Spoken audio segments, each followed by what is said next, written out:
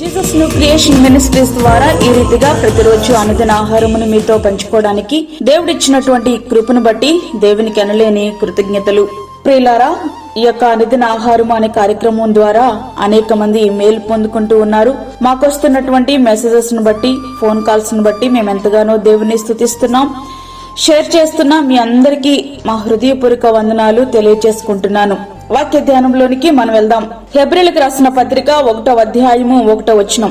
విశ్వాసం అంటే నిరీక్షింపబడి వాటి యొక్క నిజ స్వరూపమును, అదృశ్యమైనవి ఉన్నవనటకు రుజువై ఉన్నది. మన జీవితాల్లో నమ్మకూడని వాటిని చాలా సులభంగా నమ్మేస్తూ ఉంటాము. నమ్మవలసిన వాటిని మాత్రం ఎట్టి పరిస్థితుల్లోనూ నమ్మము.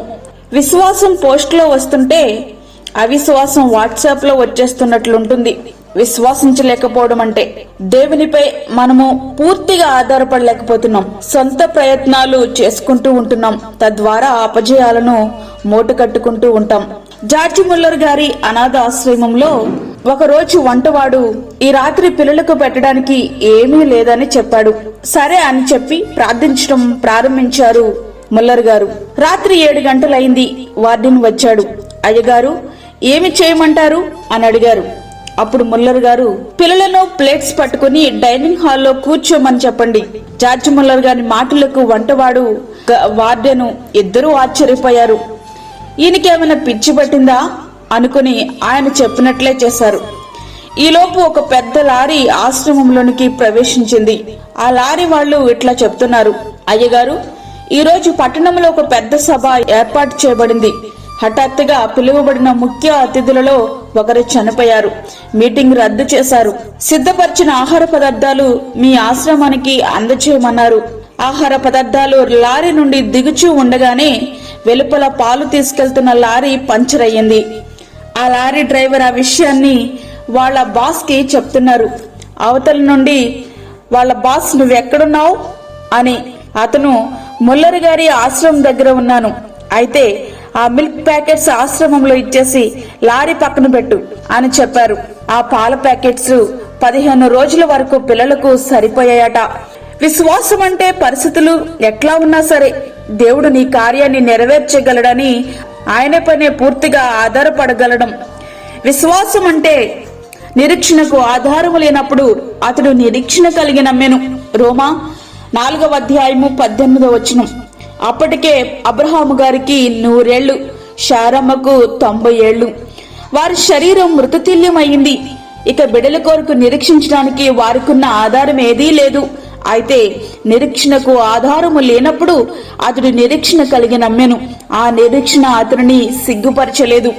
విశ్వాసమును బట్టి నోవహు అదివరకు చూడని సంగతులను గూర్చి దేవుని చేత హెచ్చరింపబడి భయభక్తులు గలవాడై తనింటి వారి రక్షణ కొరకు ఒక ఓడను సిద్ధము చేశాను. అందువలన అతడు లోకం మీద నేరస్థాపన చేసి విశ్వాసమును బట్టి కలుగు నీతికి వారసుడాయను. హెబ్రీ 11వ అధ్యాయము 7వ వచనం.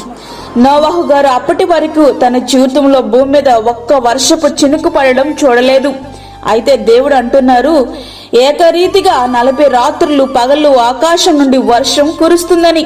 కానీ నోవహు అదెట్లా సాధ్యమని దేవుని ప్రశ్నించలేదు. విశ్వసించారు, అంతే. తన కుటుంబాన్ని రక్షించుకోగలిగారు. విశ్వాసమును బట్టి రాహాబు అనే వేశ్య వేగుల వారిని సమాధానముగా చేర్చుకున్నందున అవధేయులతో పాటు నశింపకపోయెను. హెబ్రీ 11వ అధ్యాయము 31వ వచనం. అంతేకాదు, ఆమె యేసుక్రీస్తు వంశావళిలో చేర్చబడింది. అది విశ్వాసం అంటే. మోషే పెద్దవాడైనప్పుడు విశ్వాసమును బట్టి ఐగుప్తు ధనము కంటే క్రీస్తు విషయమైన నింద గొప్ప భాగ్యమని ఎంచుకొని అల్పకాలము పాపభోగము అనుభవించట కంటే దేవుని ప్రజలతో శ్రమ అనుభవించటం మేలని యోచించి ఫరో కుమార్తె యొక్క కుమారుడనను అనిపించుకొనుటకు ఒప్పుకొనలేదు. ఏలయనగా అతడు ప్రతిఫలముగా కలగబో బహుమానమందు దృష్టించెను. హెబ్రీ 11వ అధ్యాయము 24 నుండి 26 వచనాలు. ప్రతిఫలం కానానులో అడుగు పెట్టలేకపోయినా పరమ కానానులో మాత్రం మోషే గారు అడుగు పెట్టగలిగారు. మేము సేవించుచున్న దేవుడు మండుచున్న వేడిమి గల అగ్ని గుండముల నుండి మమ్మను తప్పించి రక్షించుటకు సమర్థుడు. దానియేలు 3వ అధ్యాయం 17వ వచనం. ఆ విశ్వాసమే షద్రకు, మేషకు, అబేద్నెగోలు అన్న వారిని అగ్నిగుండం నుండి తప్పించగలిగింది. ఆ అగ్నిగుండమును ఆహ్లాదకరంగా మార్చగలిగింది వారి యొక్క విశ్వాసమే. ప్రియ స్నేహితుడా, వాక్యం ఉంటున్నటువంటి ప్రియ దేవుని బిడ్డ, వీళ్ళెవరూ సమస్యను చూచి భయపడిన వారు కాదు. ఆ సమస్యను పరిష్కరించగల దేవునిపైనే విశ్వాసం ఉంచిన వారు.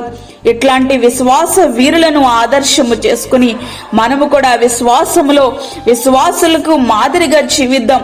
అట్టి తీర్మానంతో మనము ఈ సంవత్సరంలో నూతన ఆశీర్వాదాలు పొందుకుందాం.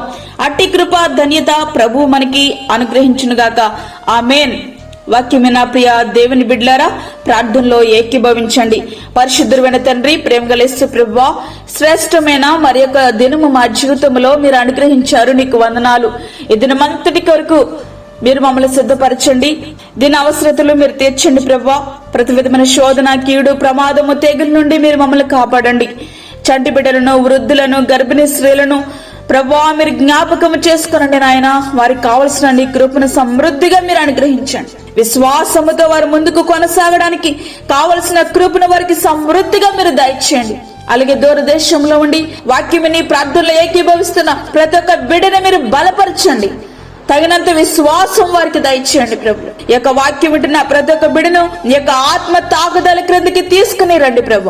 నీ కార్యములు వారి జీవితంలో జరిగించి నీ సాక్షులుగా నీ బిడ్డలను మీరు నిలువబెట్టమని, మాకు కాదు యెహోవా, మాకు కాదు, సమస్త మహిమా ప్రభావాలను మీకే ఆరోపించుకుంటూ యేసు పరిశుద్ధ నామమున అడిగి వేడుకుంటున్నాము తండ్రి. ఆమేన్. ఈ యొక్క వర్తమానములు మీ బంధువులకు, మీ స్నేహితులకు షేర్ చేయండి. దేవుని పనిలో మీరు కూడా పాలిభాగస్తులు కండి. అదే విధంగా మీ ప్రార్థన అవసరతలు మాకు తెలియచేయండి. మా ఫోన్ నంబర్ 9177377559. దేవుడు మిమ్మును మీ కుటుంబమును దీవించునుగాక. ఆమేన్. దేవుని సేవలో మీ సహోదరి అన్నమణి సాల్మన్. మా ఛానల్ని సబ్స్క్రైబ్ చేయండి, షేర్ చేయండి, లైక్ చేయండి. దేవుడు మిమ్మల్ని దీవించునుగాక. ఆమేన్.